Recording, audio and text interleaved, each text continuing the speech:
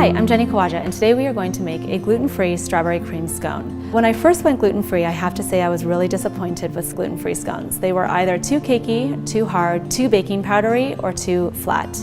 In developing this gluten-free scone, I really wanted to keep everything simple. I wanted to use one flour, a simple liquid combination. In order to do that, I used cream, which I thought would work really nicely with the strawberries to help give more of a strawberry shortcake kind of scone. Gluten-free scones are going to be a much wetter scone than gluten scones. Here are a few things that I needed to consider in order to create this great scone. The first was proper flour hydration. So that means the right amount of liquid and the right amount of resting time. For the right amount of liquid, I used both heavy whipping cream and a little bit of water. The water is just there to hydrate the flours. It obviously does not affect the taste. In addition, I had to think about my overall fat content. Fat is one of your flavor makers, but it also causes the scone to lose its structure. And so the right ratio of butter and flour and sugar is going to help keep your scone nicely structured. So with that, let's get started on the mixing. The first step is to cube and freeze your butter for about 15 minutes. Then place all of your dry ingredients in your food processor and mix to combine.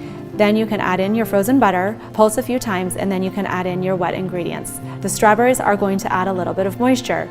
If you eliminate the strawberries, just increase the water content just a little bit in order to hydrate the dough properly. Once a ball has formed, you can transfer that to a piece of plastic wrap.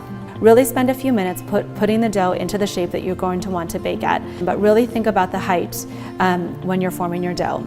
Wrap it up tightly in the plastic and stick it in the fridge for at least 2 hours, really overnight is best. Now, I prefer an egg wash over milk or cream to coat the scone. I think an egg wash gives a nice crusty texture. After applying the egg wash, you can just sprinkle with a little bit of sugar and pop these in the oven for about 10 to 15 minutes until they start to brown. 425 degrees for regular bake or 400 degrees for convection bake.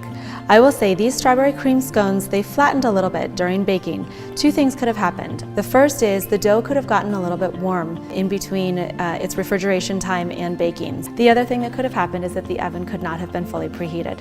And so with that, happy baking and enjoy your scones.